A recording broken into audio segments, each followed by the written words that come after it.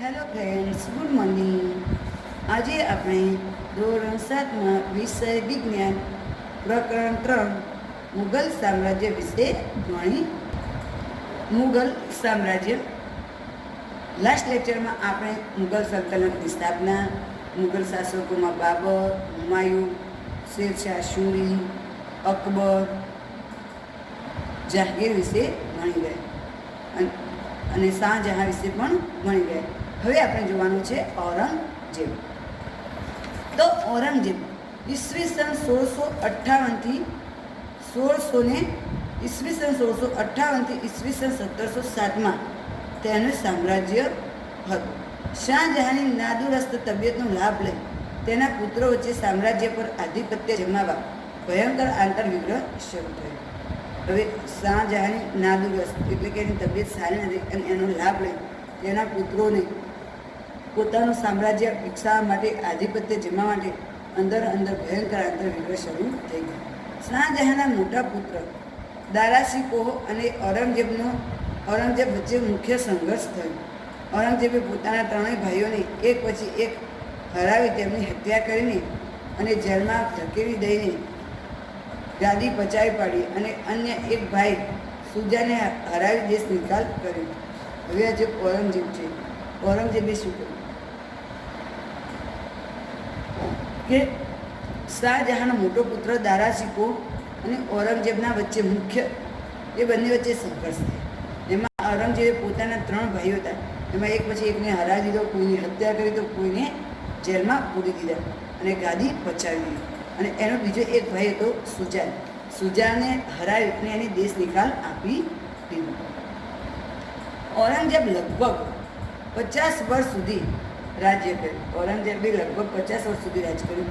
તેના રાજ્યમાં ઉત્તરે કાશ્મીરથી લઈને દક્ષિણે ઝિંજી અને પૂર્વના ચટ્ટાગામથી લઈ પશ્ચિમના હિન્દુકુશ પર્વતમાળાના વિસ્તારોમાં સમાવિષ્ટ હતા. ઔરંગઝેબ લગભગ 50 વર્ષ સુધી એને રાજ કર્યું. તેના રાજ્યમાં ઉત્તરે કાશ્મીરથી લઈ દક્ષિણની ઝિંજી અને પૂર્વના ચટ્ટગામથી લઈ પશ્ચિમના હિન્દુકુશ પર્વતમાળાના વિસ્તારમાં સમાવિષ્ટ હતો. ઔરંગઝેબ સુન્ની મુસલમાન હતો અને અત્યંત સાદું જીવન જીવતો હતો. તેણે અકબરની ધાર્મિક નીતિને ત્યાગ કરી ધાર્મિક અસહિષ્ણુતાને દાખવી દીધી હતી. તે સંગીત કલાનો, મૂર્તિ પૂજાનો અને ધાર્મિક ઉત્સવોનો વિરોધ કરતો હતો. તેના સમયમાં ઘણા બધા વિદ્રોહ થયા હતા. તે એક શક્તિશાળી બાદશાહ હતો જેણે લાંબા સમય સુધી મોટા ભાગના શાસન પર ઈસવીસન 1707માં તેનું શું થયું? મૃત્યુ થયું.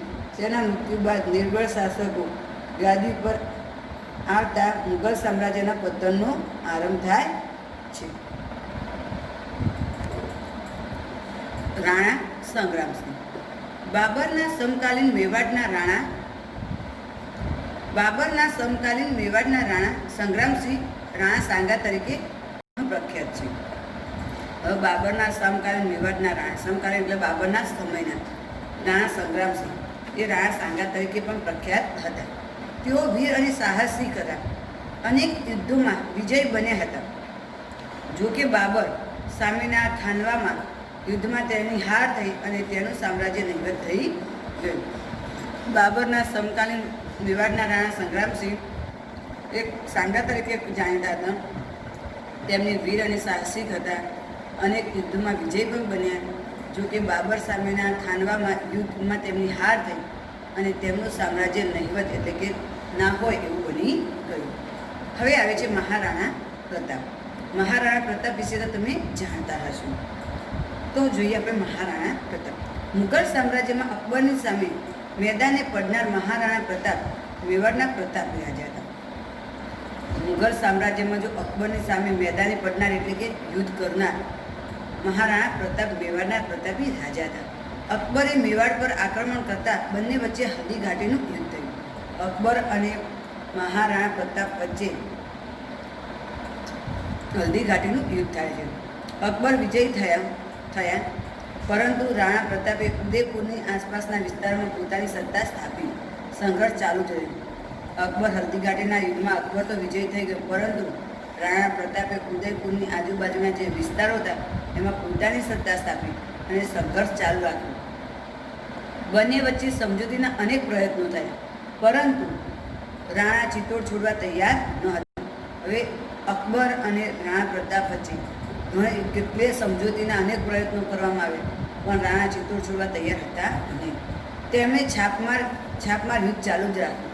તેમણે વારંવાર છાપામાર તરીકે યુદ્ધ ચાલુ જ રાખ્યું. ઈસવીસન 1576ના હલ્દી ઘાટીના પરાજય બાદ રાણા પ્રતાપ ગોગુંડામાં રાજધાની લઈ ગયા અને જીવનના અંત સુધી યુદ્ધ કરતા રહ્યા. હવે જ્યારે એમને હલ્દી ઘાટીના યુદ્ધમાં એટલે કે 1576ના હલ્દી ઘાટીના યુદ્ધમાં એમનું પરાજય થાય છે અને તેમાં ગોગુંડામાં રાજધાની લઈ ગયા અને જીવનના અંત સુધી યુદ્ધ કરતા રહ્યા. ત્યારબાદ ડુંગરપુરના ચાવણમાં પોતાની રાજધાની સ્થાપી અને 51 વર્ષની વયે તેમનું અવસાન થયું. હવે ત્યાંથી તેમણે ડુંગરપુરનું ચાવણ કરીને ઉગા ત્યાં પોતાની રાજધાની લઈ ગયા અને 51 વર્ષ સુધી તે જીવ્યા અને 51 વર્ષે તેમનું અવસાન થાય છે. હવે જોઈએ વીર દુર્વાદાસ રાઠોડ. દુર્વાદાસ રાઠોડ મારવાડના શાસક જસવંતસિંહના મંત્રી અશ્કરણના રાઠોડના પુત્ર હતા. તેમની તુલના રાણા પ્રતાપ સાથે કરવામાં આવે છે. ઔરંગઝેબના સમયમાં તેમણે તેનું આધિપત્ય સ્વીકાર્યું નહોતું. હવે દુર્વાદાસ રાઠોડ મારવાડના શાસક જસવંતસિંહના મંત્રી હતા. તેના અશ્કરણમાં રાઠોડના પુત્ર હતા. તેમની તુલના રાણા પ્રતાપ સાથે કરવામાં આવે છે. ઔરંગઝેબના સમયમાં તેમણે તેમનું આધિપત્ય સ્વીકાર્યું નહોતું. હવે આવે છે છત્રપતિ શિવાજી. ભારતના મહાનતમ રાજાઓમાં સ્થાન પામનાર છત્રપતિ શિવાજી મરાઠા સામ્રાજ્યના સ્થાપક હતા. મહાનતમ એટલે કે મહાન રાજાઓમાં જો સ્થાન પામનાર છત્રપતિ શિવાજી મરાઠા સામ્રાજ્યના સ્થાપક હતા. ઈસવીસન 1627માં તેમનો જન્મ શિવનેરીમાં મહારાષ્ટ્રમાં થયો હતો. તેમના માતાનું નામ જીજાબાઈ અને પિતા શાહજીના સંતાન શિવાજીના જીવન પર તેમના સમર્થ ગુરુ સમર્થ રામદાસ અને દાદા કોણદેવના વ્યાપક પ્રભાવ હતો. હવે શિવાજીનો જન્મ 1627માં થયો. શિવનેરીમાં મહારાષ્ટ્રમાં થયું હતું.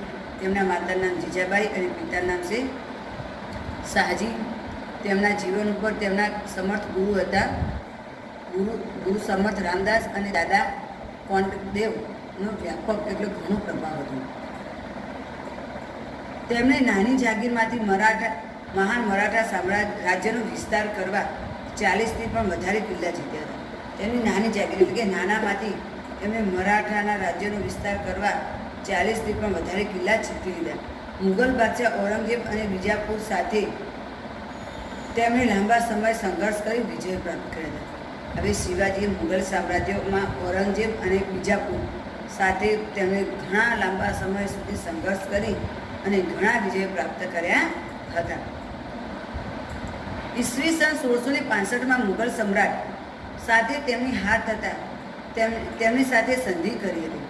હવે 1665માં મુગલ સમ્રાટ સાથે તેમની હાર થાય છે અને તેમની સાથે સંધિ કરી છે. ઔરંગઝેબે તેમને જેલમાં પણ પૂર્યા હતા. ઔરંગઝેબે તેમને શું કર્યું? જેલમાં પણ પૂરી દીધા હતા. પરંતુ ચાલાકીથી છટકી જઈ ફરી વખત તેમની મોરચો માંડી વિજય કર્યો. હવે એમની ચાલાકી કરી અને શિવાજી ત્યાંથી જેલમાંથી છૂટી ગયા અને બીજા ફરીથી યુદ્ધ માટે મોરચો માંડી વિજયો કર્યા.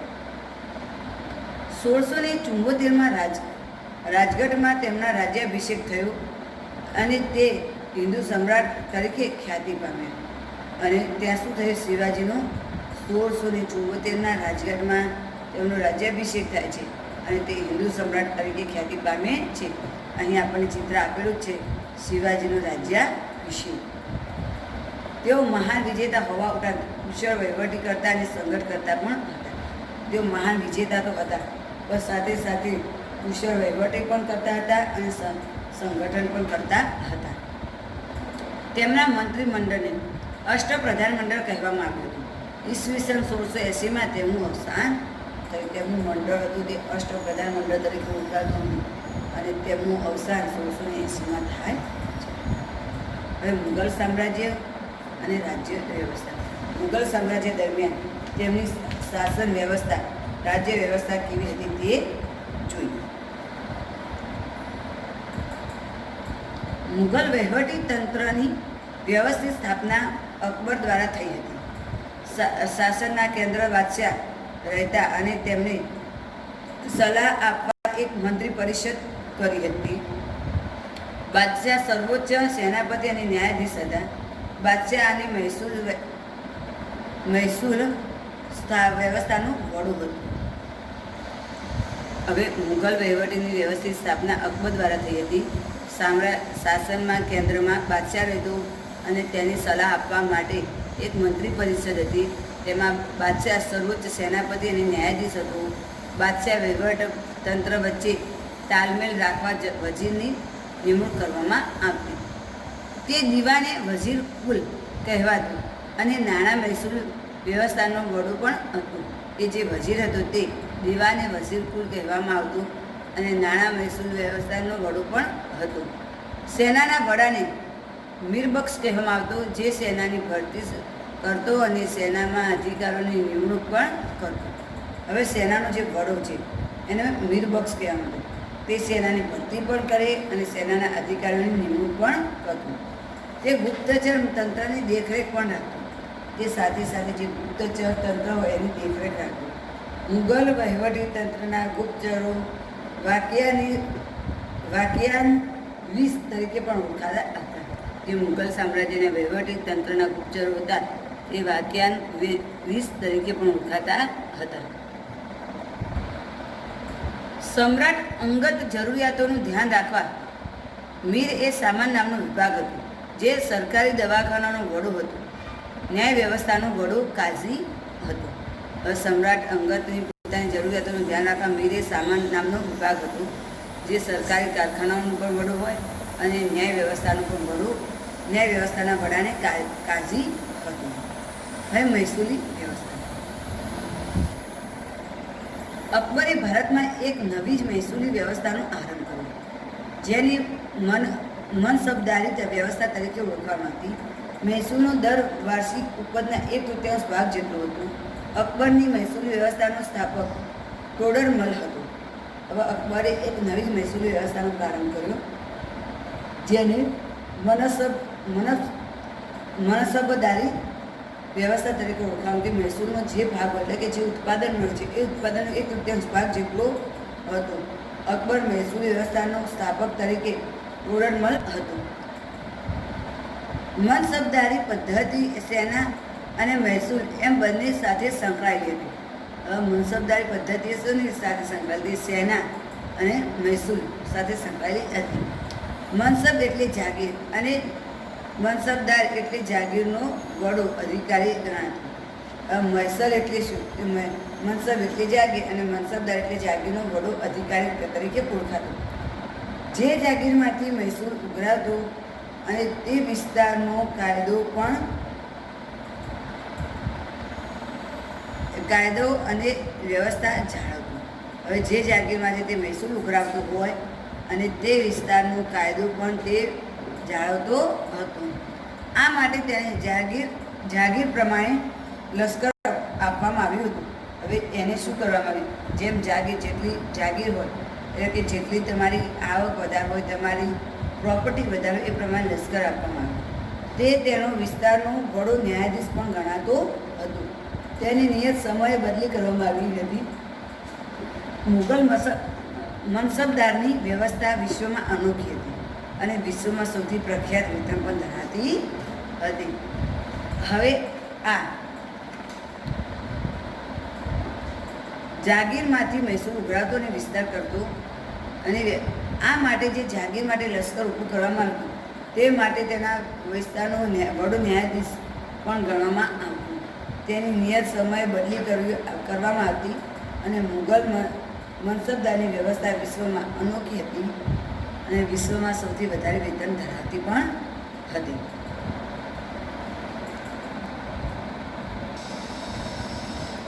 મુઘલકાલીન સંસ્કૃતિ. મધ્યયુગમાં ભારતીય સંસ્કૃતિનો બહુમુખી વિકાસ થયો હતો, જેમાં હિન્દુ અને મુસ્લિમ સંસ્કૃતિનો સમન્વય પણ થયો હતો. મધ્યકાલીન યુગમાં ભારતીય સંસ્કૃતિનો બહુમુખી વિકાસ એટલે વિકાસ થયો હતો, એટલે ઘણો વિકાસ થયો હતો, બહુમુખી. એની અંદર હિન્દુ અને મુસ્લિમ સંસ્કૃતિનો પણ સમાવેશ થતો હતો, જેને ગંગા જમના સંસ્કૃતિ તરીકે પણ ઓળખવામાં આવે છે.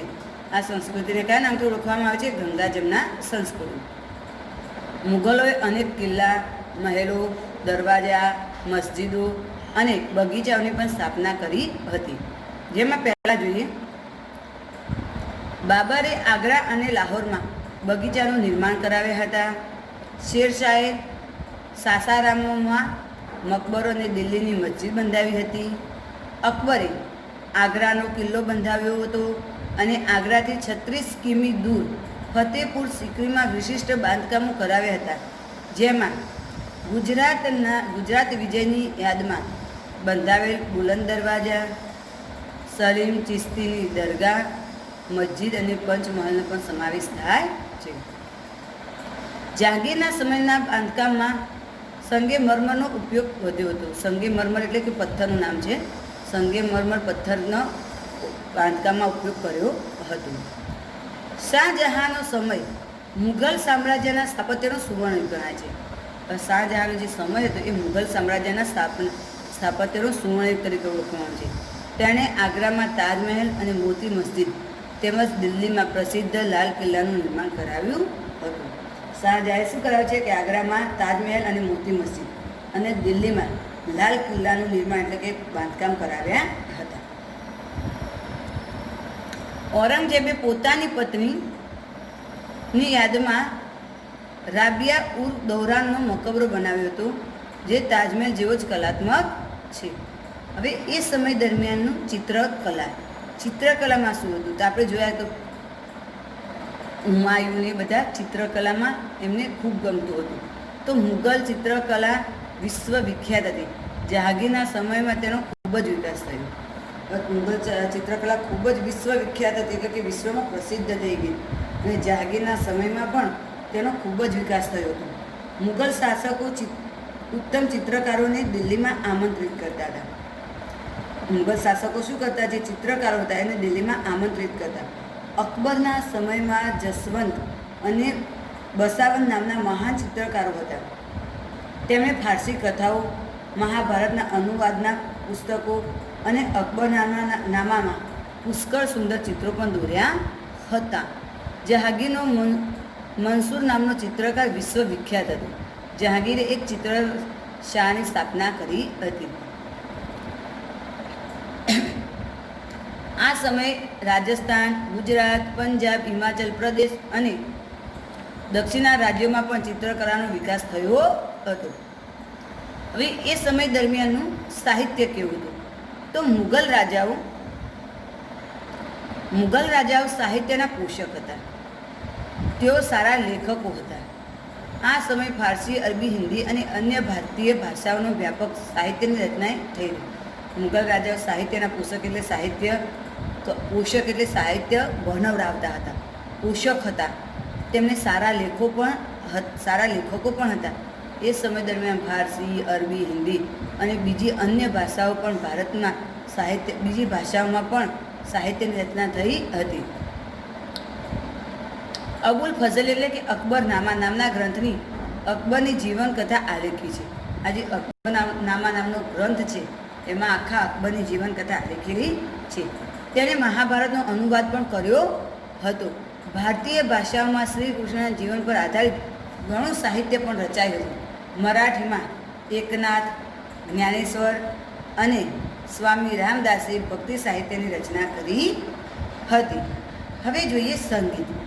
અકબર સંગીતનો જ્ઞાતા હતો. તેના નવરત્નોમાં તાનસેન મહાન શાસ્ત્રીય ગાયક હતો, જેણે અનેક રાગોની રચના કરી હતી. સંગીતમાં અકબરે સંગીત પ્રેમી કહીએ તો પણ ઓછું નથી. તે સંગીતનો જ્ઞાતા હતો.